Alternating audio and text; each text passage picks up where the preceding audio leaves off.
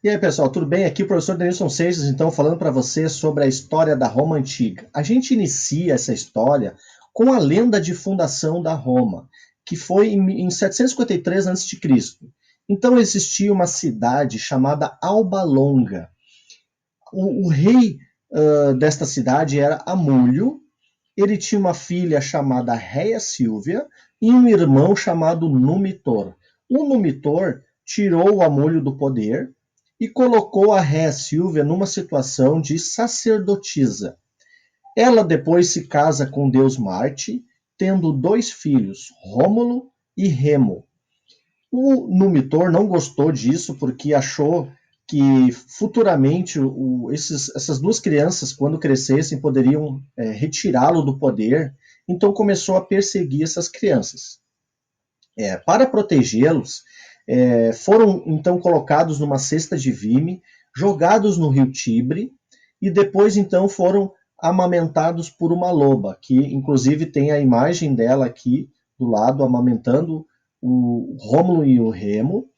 Posteriormente, foram adotados por um pastor chamado Fausto, né, e também a sua esposa. Depois de uma fase já crescidos, eles foram para a cidade de Alba Longa novamente, retiraram o Numitor do poder e colocaram o Amulho novamente no comando da cidade de Alba Longa. O Amulho, então, como uma forma de presenteá-los, disse a eles: agora vocês podem criar uma cidade, fundar uma cidade. Foi então que os dois irmãos, esperando um sinal divino, que poderia ser um evento da natureza, algo nesse sentido, foram encontrar o melhor lugar para fundar a cidade. Eles entraram em desacordo, acabaram brigando. Rômulo acabou matando seu irmão Remo e fundou a cidade de Roma. E daí vem então o nome, né, em homenagem a Rômulo. Posteriormente a isso, então inicia o processo de a primeira monarquia romana, tá? Vamos olhar aqui a região do Lácio, então, que fica na Península Itálica, uma região montanhosa, e na sua planície haveria então a possibilidade de desenvolver agricultura, eram terras férteis, então na planície houve a possibilidade de desenvolver então esta cidade. A gente vê aqui agora os povos fundadores da Roma Antiga. Os principais eram sabinos, latinos e etruscos. Os etruscos, boa parte daquelas tradições romanas, os costumes romanos, eles herdaram dos etruscos. Tá? Então, foram muito importantes no desenvolvimento da Roma Antiga.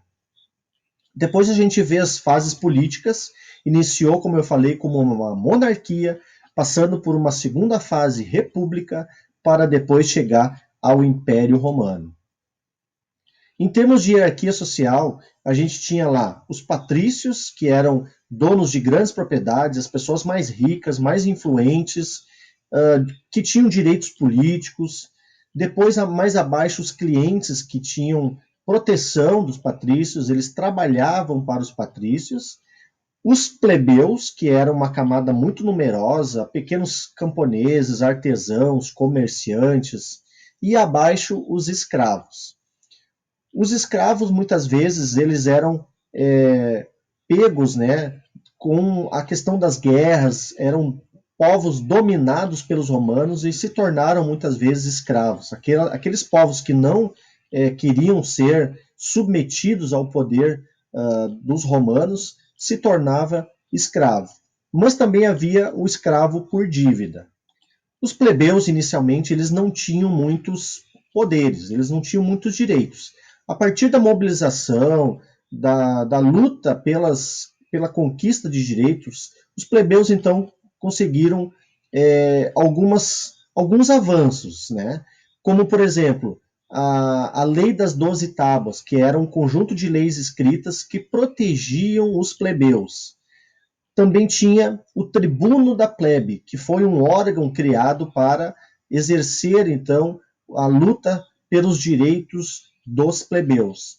Também tem a questão dos casamentos, né, que agora, a partir desse momento das conquistas dos plebeus, os plebeus poderiam se casar com patrícios. Tá? Então, ocorreu grandes avanços depois, através das mobilizações, das lutas sociais pelos direitos dos plebeus. Reforma agrária, tivemos lá na Roma Antiga dois irmãos, o Tibério e o Caio Graco, que desenvolveram, então, eles eram tribuno da plebe, e desenvolveram, então, a busca pela reforma agrária. Muitas vezes os patrícios dominavam terras dos plebeus, e nessa tentativa, então, dessa reforma agrária, que é um processo de democratização do acesso à terra, os plebeus, então, teriam novamente terras para desenvolver lá as suas atividades.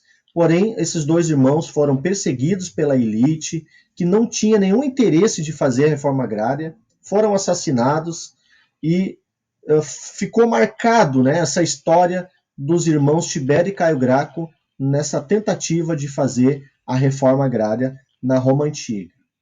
Aqui, instituições políticas, tá? Os pretores cuidavam da justiça, os censores cuidavam da demografia, da população, da quantidade de pessoas que tinha na Roma Antiga. Edes cuidavam das obras públicas, da pavimentação, do saneamento básico, do esgoto público e outros afins.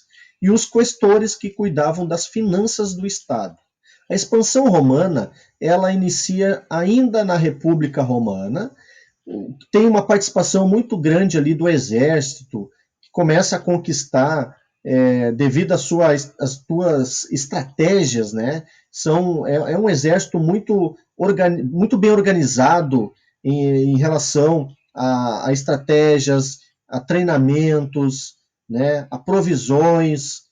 Inclusive as estradas, né, romanas foram criadas também, muitas estradas, para que o exército pudesse ter uma fluidez em relação aos espaços onde eles poderiam entrar. Né? Então, muitas estradas romanas ainda hoje são preservadas. Tá?